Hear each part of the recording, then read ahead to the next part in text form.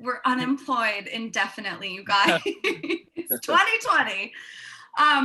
So we are going live right now. We would love for everyone to turn on their cameras if you feel comfortable. If not, we totally get it. But we do encourage you to definitely turn on your volume for when we have our comedians up there, because we want to hear you clap.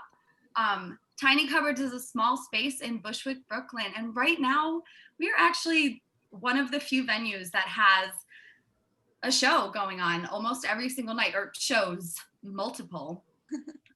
We have a rooftop and we've got a lot of stuff going on there, and we are socially distant, we are safe, where everyone's wearing masks, and we are producing so much stuff every week. Natalie Cuomo is there. She's got a show every weekend. So does Phil Risden.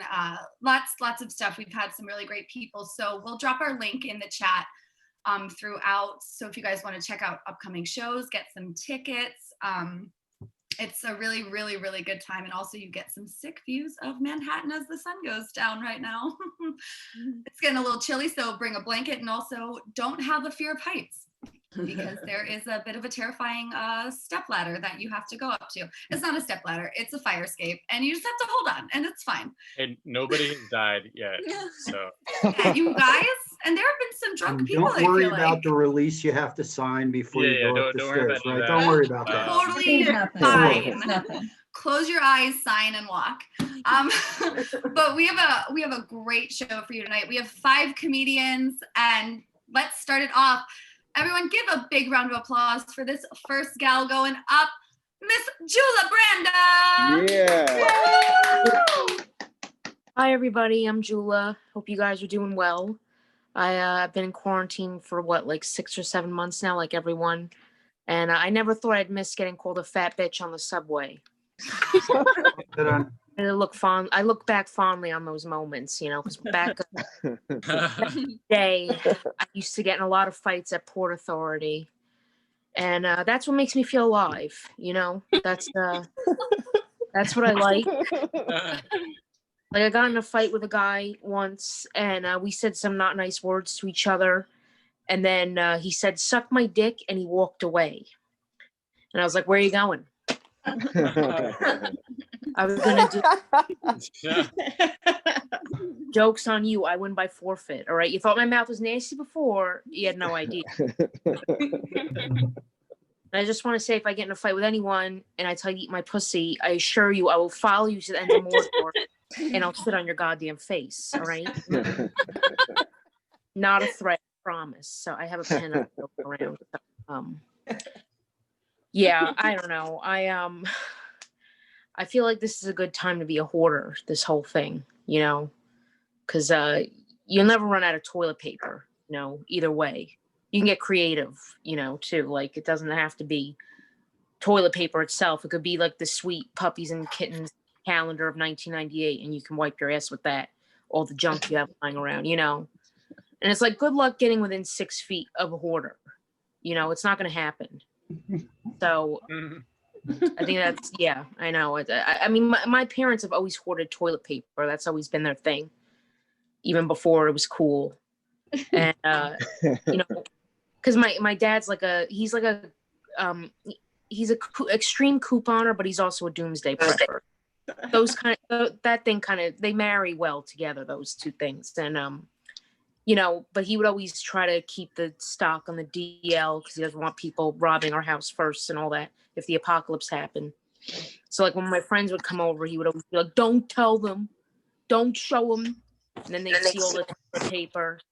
They'd be like, "Jula, why do you have so much toilet paper?" And I'd be like, my family, we just have really big assholes." Family crest is a black hole. Yeah, so that was I'm lucky I'm still employed. So I'm grateful for that. But I have to admit my boss has been a little annoying, Like they send these emails like every week about how the company's failing and how people need to sell more stuff, and it's a little scary, and it's been like this for a month now. And he sent us an email recently with the quote, "Ask not what the company can do for you, but what you could do for the company." And I was like, we sell Little League trophies.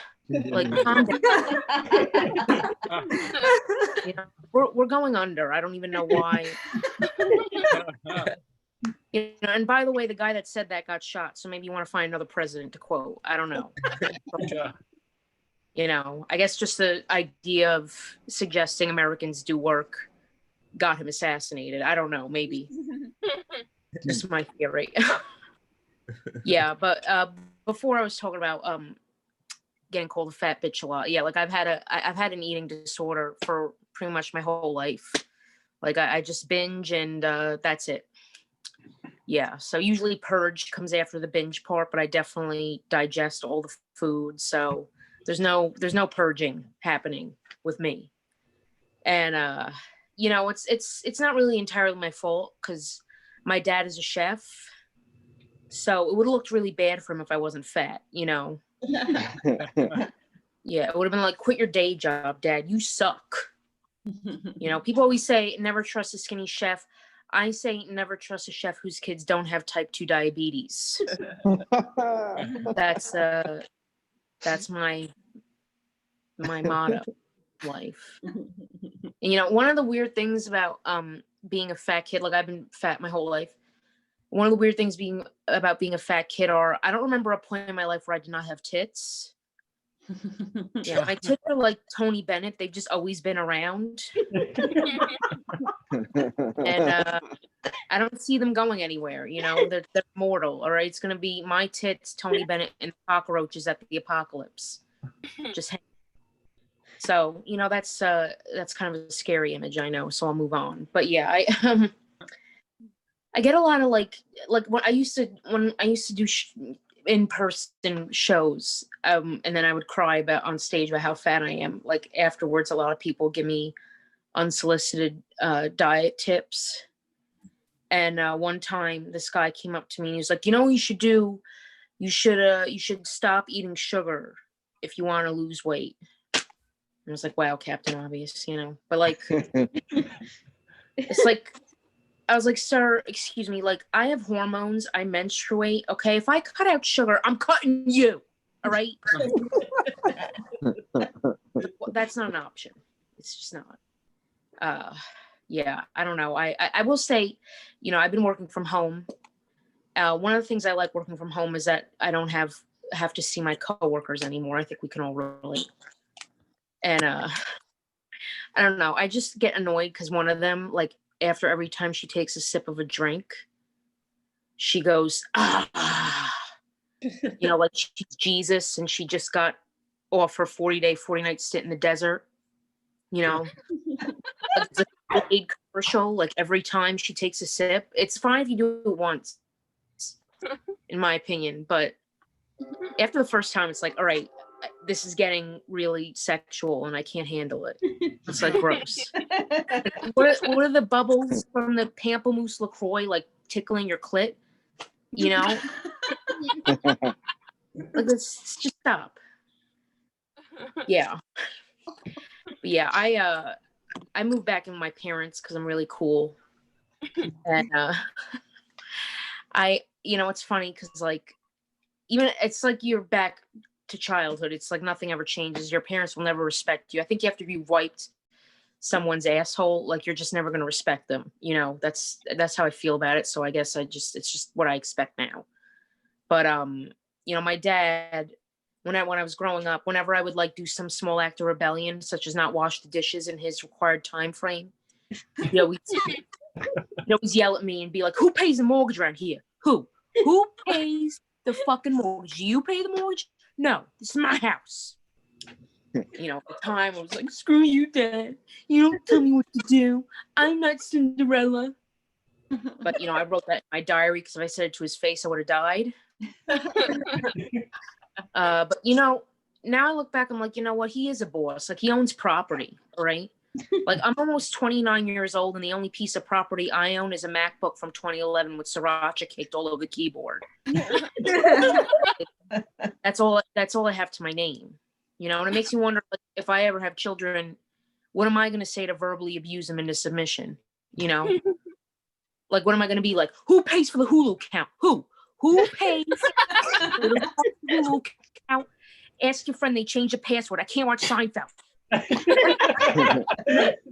All right. Well, thank you, everyone. That's my time. I appreciate you and stay safe out there. Thank you. Yeah. Yeah. Everyone give it up for Jula. Yes. That's good. Yes. Yeah. Yes. And I am putting her Instagram in the chat right now if y'all want to check her out online. And for those of you who are just getting in, who came in a little late, definitely feel free to turn your cameras and your mics on. We are streaming live on YouTube, and this is recorded on Zoom, so only if you're feeling comfortable, but we encourage it. This next gal was just at the teeny cover, really. I like that better. I was like, I don't know what happened. I like that. Such a All long right, day. we're gonna change our name. Change it right now. Change all of the stuff. She was just at the Tiny Cupboard, and she has a show coming up as well. So again, check out our stuff when we put it in the chat so you can see our upcoming shows. Give a big round of applause for Meg Patnow. Yeah. Yay. Thank you. So excited to be here, coming to you guys virtually. It's all very exciting here. This is so awesome, doing so many, Zoom shows. It's really given me a lot of appreciation overall for Zoom, and put a lot of things in perspective for me, because I'm just picturing, at the beginning of time, God, trying to sign into Zoom for the first time, and he couldn't get his camera to work, and that's why we have no idea what he looks like. And of course he asked his son Jesus to help him in this quest, and we saw Jesus for 1 second. His hair was really long and really unkempt, and that's the entire thing that we always assume that that's just him from now on, his image. Interesting. So people always think that I'm not American because of the eyebrows, and truth is, I'm half French, half Italian, but I just tell people that I'm Italian because the French are such snobs that even the French side of me hates me for not being completely French. It's interesting. It's that time of year right now, and I think we all have a friend out there who is on a juice cleanse. Problem is, there's no silent participant in the juice cleanse, right? People always try to tell you about it, try to get you to do it with them. So I came up with this new thing called the friendship cleanse. When someone asks me to shed a few pounds with them, I just shed a few friends. I find it just as effective in getting ready for the upcoming wedding season. Although now we're all really doing the reopening cleanse, let's be honest. As soon as you find out your state is reopening, everyone's just running out there for any kind of diet product available to lose the quarantine 15. It's interesting. I'm actually the first woman in my family to ever live alone, which means I'm the first woman in my family to ever master the self-administered Heimlich maneuver.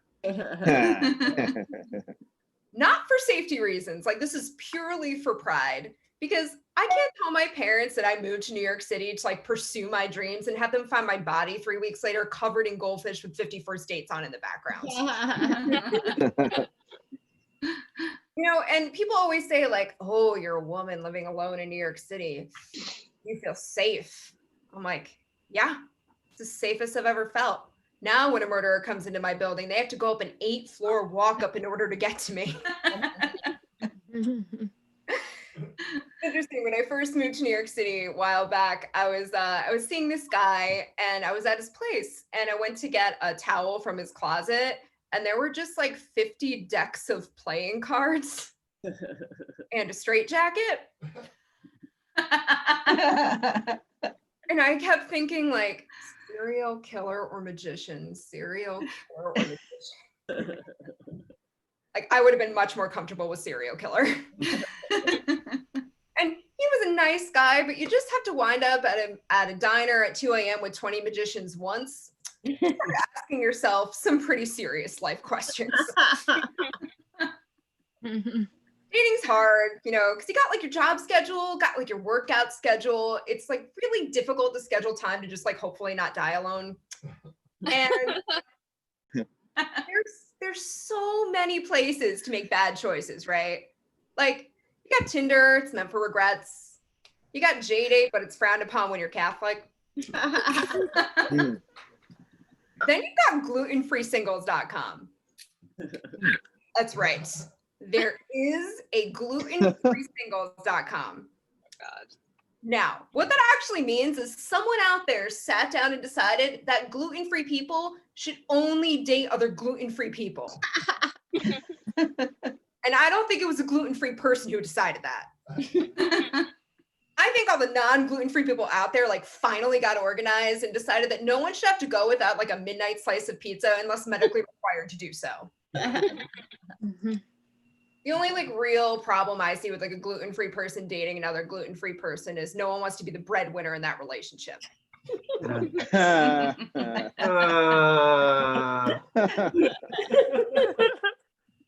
favorite joke. Very funny. It's interesting though, the whole gluten-free thing, it's kind of magic, right? It's all really disappeared while we've been in quarantine. Like, I don't know if you guys have noticed this, but like have all of your friends who said they were gluten-free by necessity started posting pictures of like their proud sourdough starters on Instagram? Every single one of mine. So, you know, a lot of people are planning for things after quarantine. I'm just plotting. You know, I plan on taking these friends to an Italian restaurant when this is all over. And when they inevitably complain about there not being enough on the gluten-free menu, I'm just going to hold up my phone and say, April 19th, 2020, you hashtag baking with Bay. You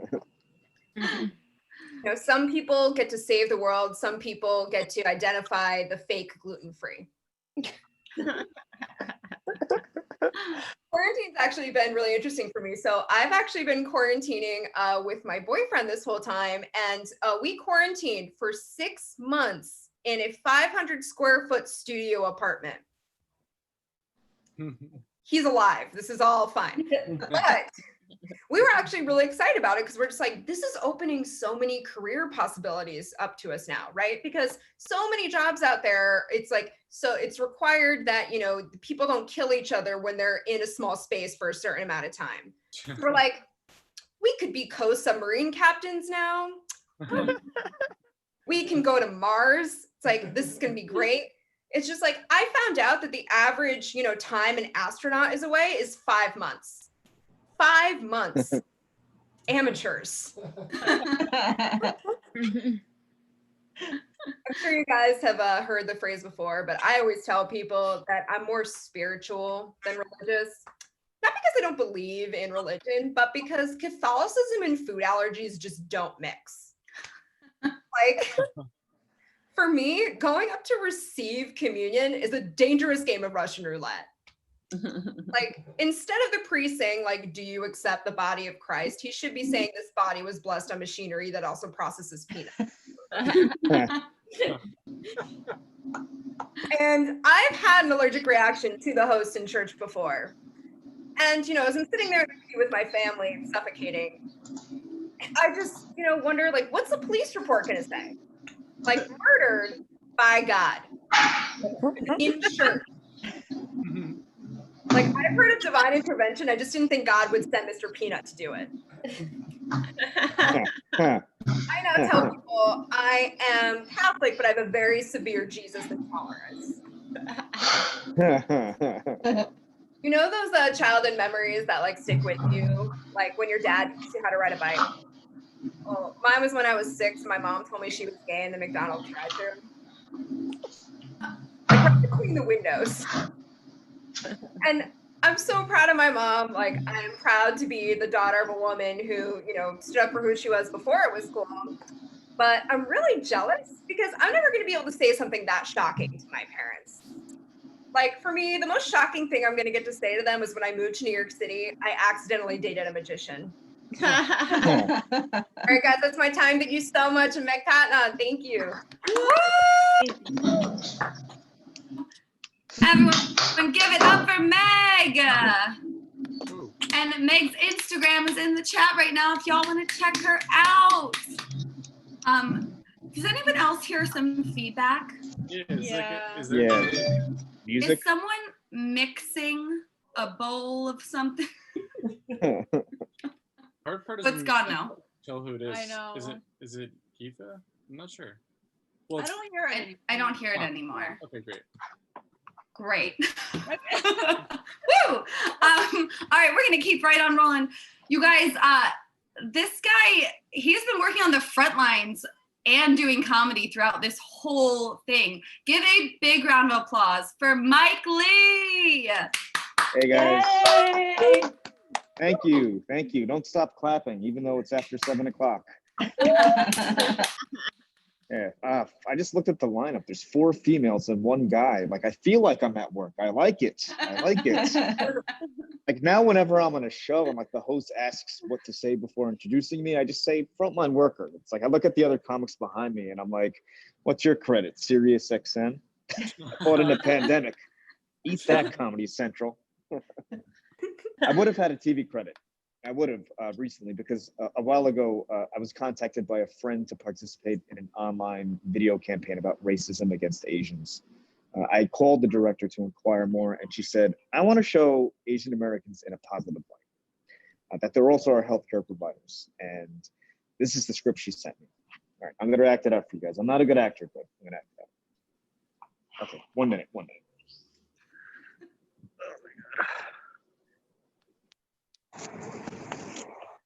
Okay, here I am. Hi. Okay, here it goes. Hi, I'm Mike Lee, and I'm an Asian American nurse. I said just one question. I'm not an actor, and I'm not challenging you as a director, but do you really need me to take off the mask and say that? Like, think about it. Like, why can't I just say I'm Korean American? Like, I think this part like gives it away. You know, the top part of my face. Yes, I am a nurse. I'm an emergency nurse because it's always fun learning about the new objects white guys shove up their asses. Okay, seriously.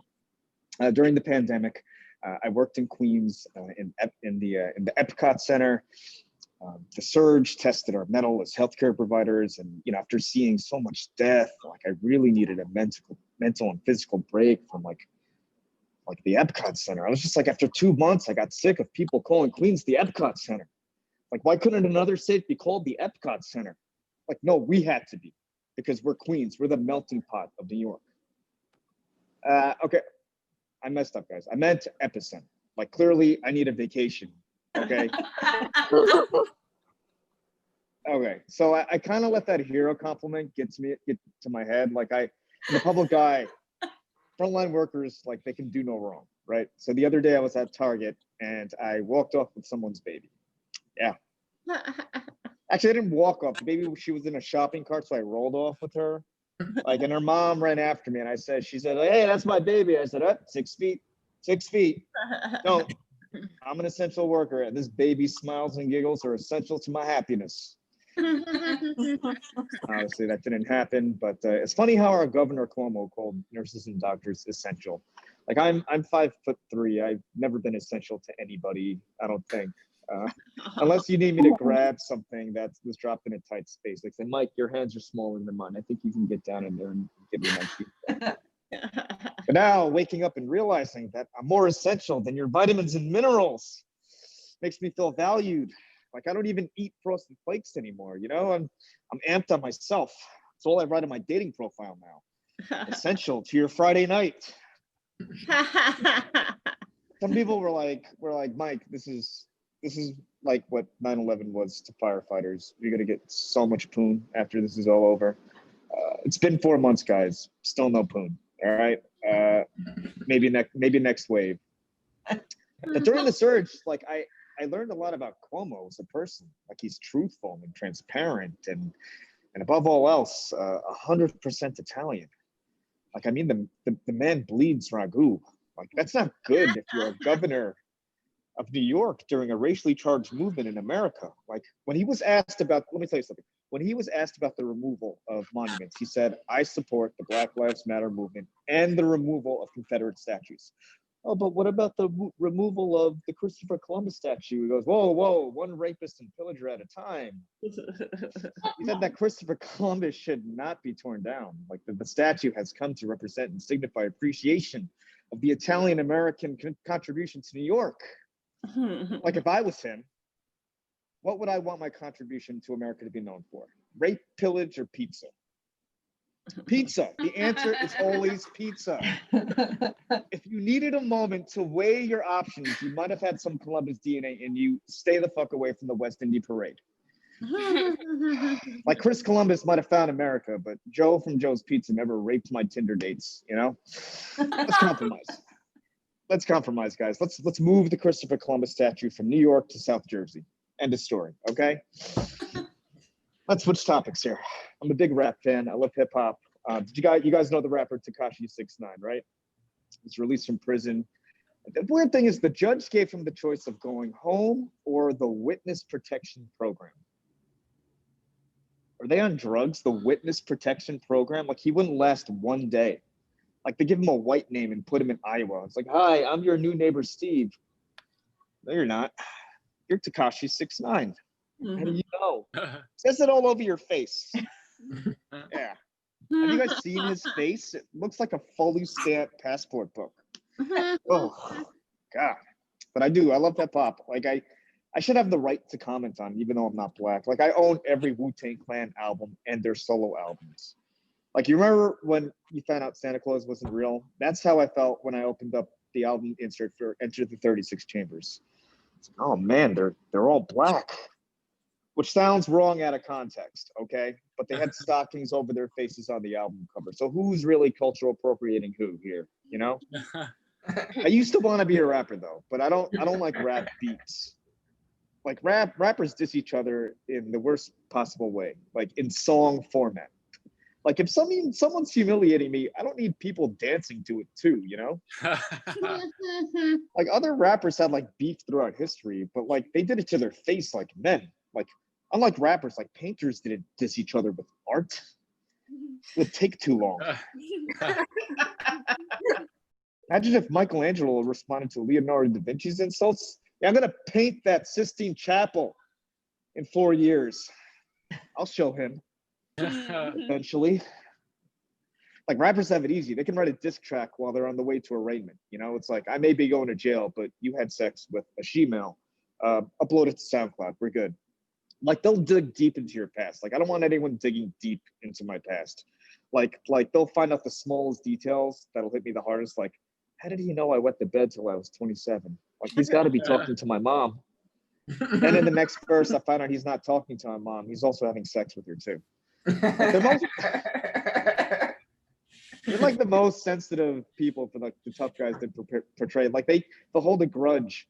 Like they'll squash beef and it sounds petty. It's like, well, back in 1999, I felt you ignored me at the club. You hurt my feelings. Like Jay-Z didn't diss Nas for years because Nas wouldn't do a verse for him. He didn't like Nas for like years.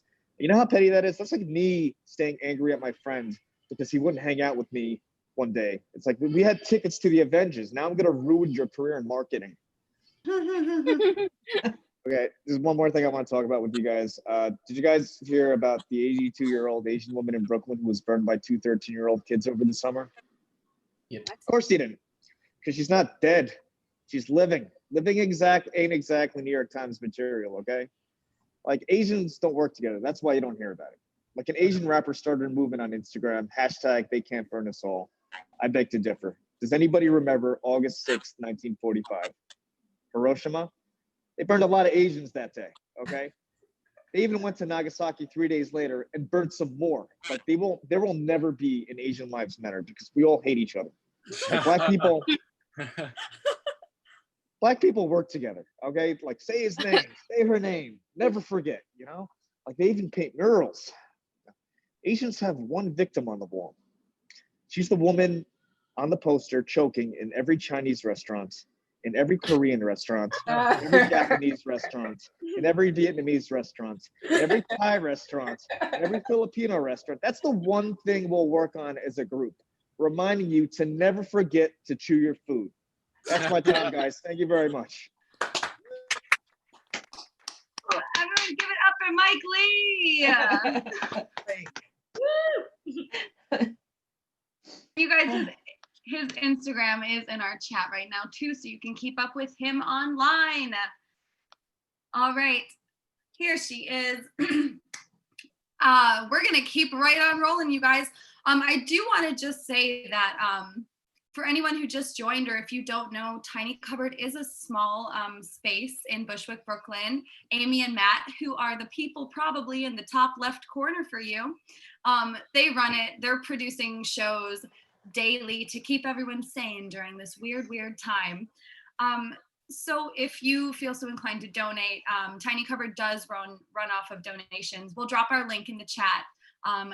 Click it if you can. If not, we really just appreciate you coming to shows too. And let's just keep this rolling, you guys. Everyone, give a big round of applause for this funny lady, Ellie Cremendall. Yay. I'm so happy to be here. So, I found one. hello, what's happening? I don't know. That's Zoom for you. Somebody found something. What was it?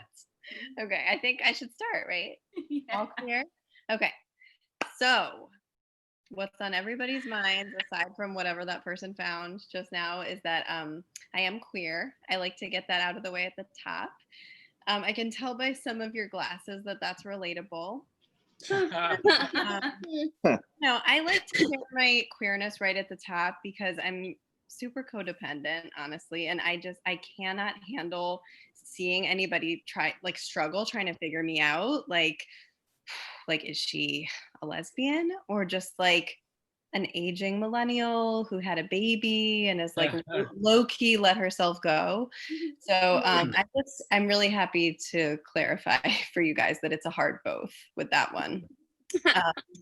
And I also like to share my queerness so that there's a little context for why I'm so angry, because my anger really surprises people, which I get because I have like the voice and the face and demeanor of just like a classic nice white lady who can fake cry her way into a free COVID vaccine. Not that I would ever abuse my privilege like that. You know, they just looked at me and gave me the vaccine, so I didn't need to cry. But my point is, like, I'm in my 30s now, and I think I've finally accepted myself for who I am. You know, radical self-acceptance is so important. Like just the other day, I accepted that I will never be good enough no matter what I do. And it was like so liberating. And I've accepted that I will always look like a nice, sweet girl, which honestly was really hard for me because I'm going to admit to you guys that like inside, I feel like I am Joan Jett. But I understand that outside, I look like a sort of less attractive lesbian Zooey Deschanel. And I've tried to combat that persona with so many failed strategies. Like I have a lot of tattoos, which I don't know if there's any like sweet, nice looking people here who are considering getting tattoos to look tough, like word to the wise. They do not fade with time like your dewy skin does. Also, they don't really intimidate people. Like I thought that my tattoos would make people feel kind of scared of me, but they don't. They just made me sort of look like a trashy American Girl doll. Like I look nice, you know, and then like an angry toddler drew all over me. Other things I tried to not look so sweet. I became an alcoholic, which did work for a minute. I was a real trash bag, but now I've been sober for like 10 years. So I've genuinely turned into the kind of person that tells people like, the universe has you, you know, just like it gets better. And I mean it, which is so gross, but true. I'm also a trained psychotherapist, which I know that seems kind of like the ultimate sweet, nice girl thing to be, but honestly, it's like a very sadistic career choice. For who? It's it's the ultimate BDSM relationship, you know, because it's like you come to me, like I will tell you exactly what's fucked up about you until you cry, and I will take your money, you know, and kick you out. And I mean, I don't like take people's money, you know, I make Sounds them. like every woman I've dated. Yeah. And then yeah. Who's this alien? Hang on a second. Keep going. Even being a raging queer person, which I think should have been my crowning like not nice girl achievement, it still somehow makes people feel warm and cuddly about me. Like I can full on be like, motorboat me bitches, like I love pussy, ah! And everyone will still be like, aw, like you're such a muppet, like look at that cute little pussy monster, like nom nom nom, she loves pussy, it's adorable. I mentioned also earlier that I did give birth. But before anyone gets too excited, it was just to a baby, not a podcast. I have a 2-year-old daughter, and people often wonder, like, how can you justify bringing a child into this world at this terrible, perilous time? And my answer is simple. You know, I'm very selfish. And I'm in the process of trying to have another kid too, which that's a selfless choice, because I'm again willing to give up like my bodily autonomy and ability to wear high-waisted jeans and jewel, you know, so my daughter can have companionship like for the apocalypse. You know, like also I want her to have someone to play with in all seriousness, you know, like so they can just kind of be together and I can spend more time on Twitter. Because I'm a queer mom, I think that people tend to have questions for me that don't ask straight moms. This is my assessment. Like they'll be like, "Oh, your baby's so cute. Like, where'd you get her? You know, like, how'd you get that baby?"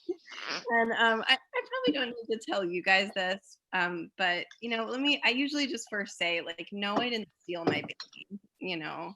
Like I don't know what the like Amy Coney Barretts of the world have been saying on Fox News, but like queer people don't steal babies. You know, I would never ever ever do that unless I hadn't been able to get pregnant. That was just like my plan B. And I think it's kind of like how straight people use plan B. You know, like you hope it doesn't come to that. But like if the condom breaks and you don't want to be a parent, like you go to Rite Aid and you steal it. And you know, but we didn't end up having to steal a baby. We got pregnant the old-fashioned romantic way, which was selecting a sperm donor from an online database, defrosting the vial of sperm, having it inserted via intrauterine catheter by a reproductive endocrinologist. Very romantic. And this is all in a very fancy office, by the way, with like Anya playing in the background, you know, and murals on the walls that say things like, you know, don't give up. And, you know, you're almost there, which I know that's supposed to be inspirational, but that's passive aggressive, right? Like don't whisper, don't give up in my ear while you're elbow deep inside me with a vaginal. You know, that is like exactly the kind of fucked up shit I only let my partner do. Let's see, what else do I want to talk to you guys about? I will just say one last thing, which is that now that I'm a mom, I've been thinking a lot about my mom. And my mom is awesome now. She's like a woke boomer, which means that she's like here for the queers. She's really proud of herself for having rooted for Amy Klobuchar, which is a weird flex. But when I came out to her as queer when I was 19, she literally like mourned the death of my heterosexuality / her dreams in the full Jewish custom of sitting Shiva. If you don't know what sitting Shiva means, it means she laid in bed crying, eating noodle kugel, watching Barbara Streisand slay as she always does in Funny Girl and Yentl. If you've seen the gender bending tale of Yentl, that is a very weird choice for the moment. And my level-headed dad was MIA throughout this entire Shiva. So Yentl playing in the background was especially meta. Like I was like, where are you, Dad? Why are you letting this happen? You know, like, Papa, can you hear me? And on that very idiosyncratic joke that is for like 5 people, I will end. Thank you guys so much for having me.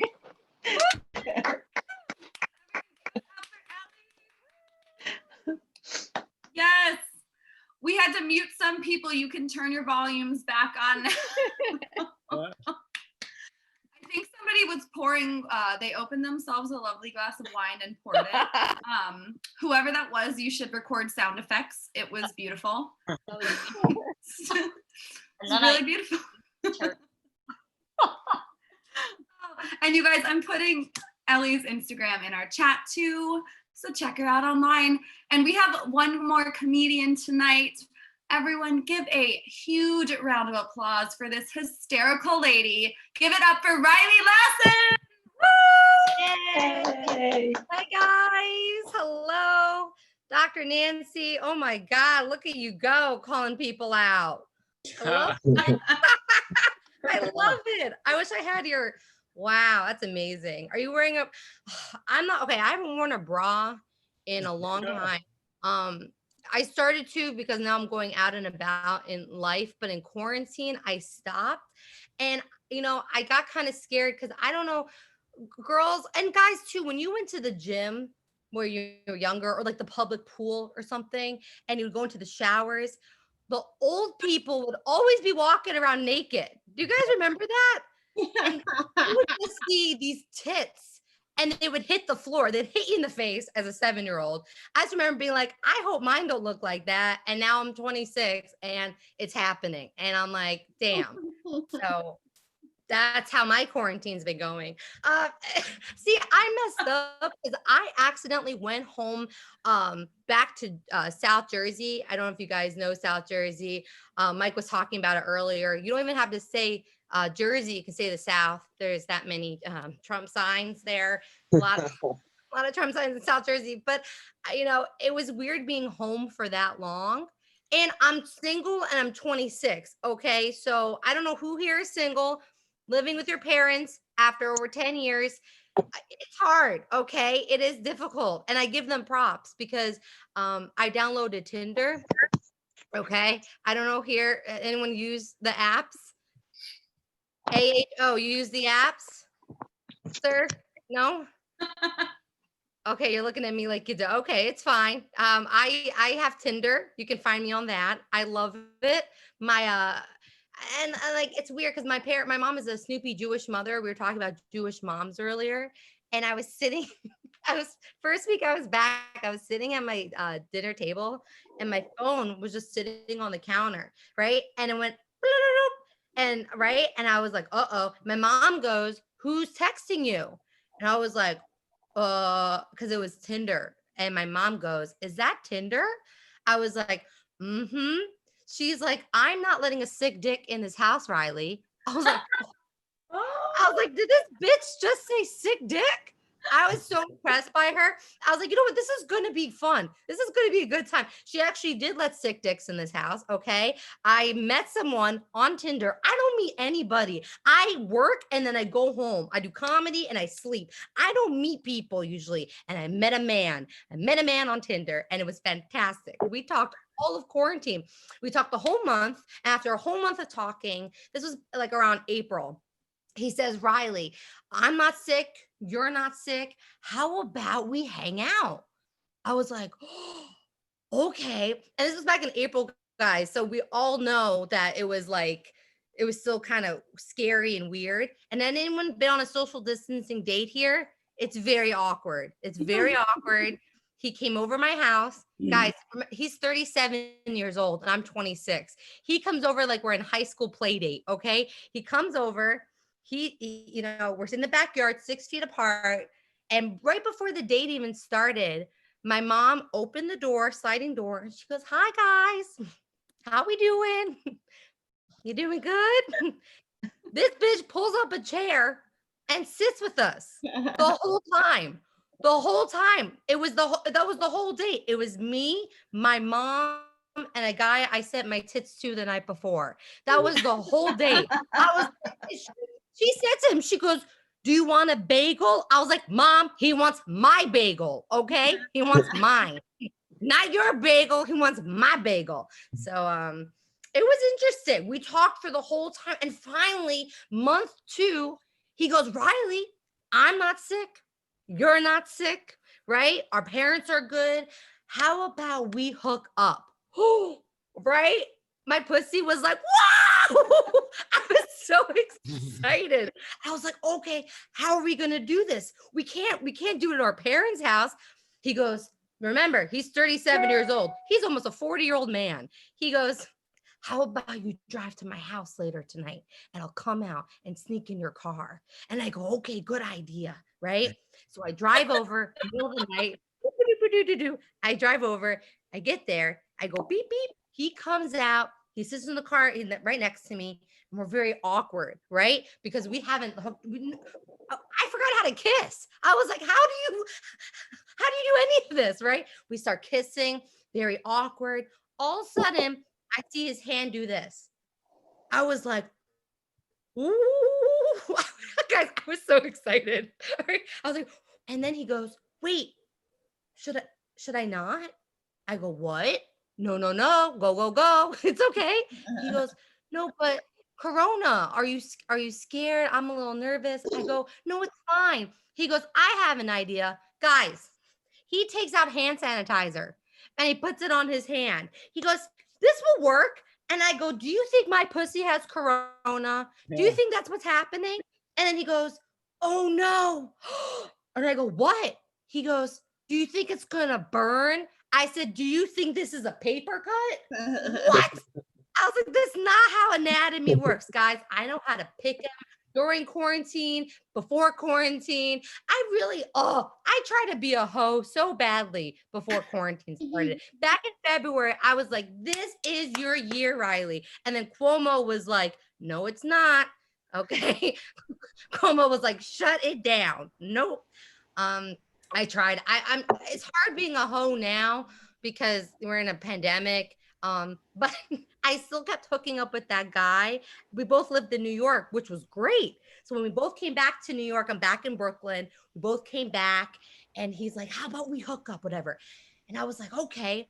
And now we didn't do too much in the car because it was in the car. So we get back to Brooklyn. I go over his house a couple weeks ago. Guys, tell me, it was so bad. And I'll tell you why. I have this thing called PCOS. It's called polycystic ovarian syndrome. A lot of women have this, a lot of hormonal issues, infertility, hair loss, weight gain. And I've been losing my hair for the past 10-ish years, thinning out. So I've been wearing wigs. Tell me why my wig was not on correctly. And I was giving him a blowjob. Okay, you're welcome. Not all heroes wear capes. I was giving him a blowjob. And in mid blowjob, he goes, guys, he took off my wig. Oh, no. In the middle of the blowjob. It went boop. And I'm like, guys, what did you think I kept doing? I kept going. I was like, I gotta keep going. This can't happen. And you know what? I thought to myself, Riley, this is all in my head as I was doing this. I'm a multitasker. I was like, okay, Riley, if I keep going and he comes, he will do that thing that men do when they come, where they slowly do the Matrix fall back. They go, oh, and they lose all consciousness and they close their eyes and they forget what's happening and black out. In that moment, I will snatch the wig, I will put it on, and he will never know what happened. And it worked. It worked. But tell me why he hasn't called me back since. Okay, he hasn't. But guys, I thought it was pretty smart. I was like, I'm just gonna keep going. Okay, I'm just gonna push through this. And the thing is, I challenge myself. I do. I challenge myself. I hooked up with an older man before quarantine, and anybody want to guess how old he was? I'm 26. Kind. How old? I said be kind. Be kind. No, okay. No, you're gonna like this, sir. I don't think you're gonna not like this. Okay. Right. How old do you think he was? I'm not answering that. Okay. just tell me north of 60. He was 60. Not that old. Oh my God. He was 60. But sir, Okay. he was black, so That's I thought he was all. 27, 28. That's all. He didn't look 60. He looked like he was like 35. But sir, I did go back to his apartment because Sure. remember, I was trying to be Ammo. right? I was trying. So I went back to his apartment. He took off his shirt. Sir, he had abs for a 60-year-old. I was like, abs? What? But then he pulled down his pants, and I'm like, whoa. Balls. Whoa. Like black don't crack, but balls do fall. Holy shit. It was like a pendulum. It was like, woo, woo, woo. Because I fell asleep. I fell asleep looking at his balls. Guys, I hate ending on that note, but you've been a lot of fun. Be safe, everyone. Thank you so much for having me. Put up for Riley. You finished with the kitchen? Woo! Yes. You guys, and here we go. Riley's Instagram is in the chat right now. Give it up for all of our comedians who came to our Zoom show tonight. Yes.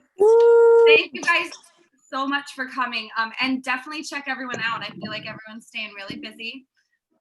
We don't know what winter's gonna bring, so we might be in Zoom more often. Who knows? And until then, Tiny Cupboard's got shows going on the rooftop, so come check them out if you can. Thank you guys for coming. Everyone, stay safe. Thanks, everyone. Thanks Woo!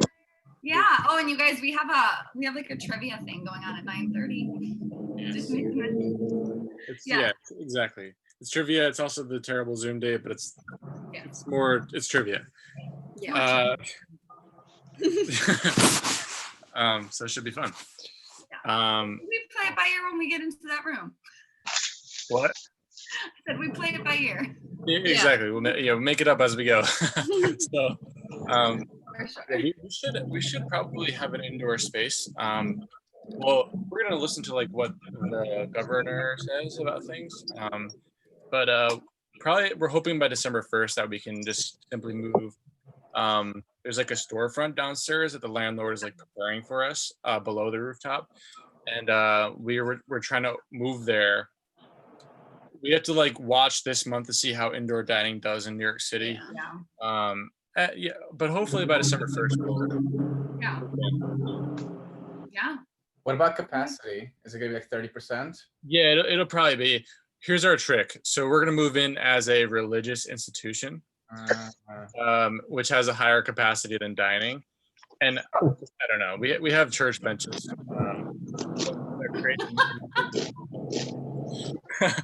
We're gonna create like a religion so that it'll be like the religion of comedy or something. And then if anyone like asks, like, we're just doing religion here. This is what we believe in. And if you make any You money, can write you don't have to pay everything taxes. off on your taxes. That's true. We didn't do that. What I learned. That's our big plan. It'll probably get us shut down, but oops, I'm gonna go off YouTube.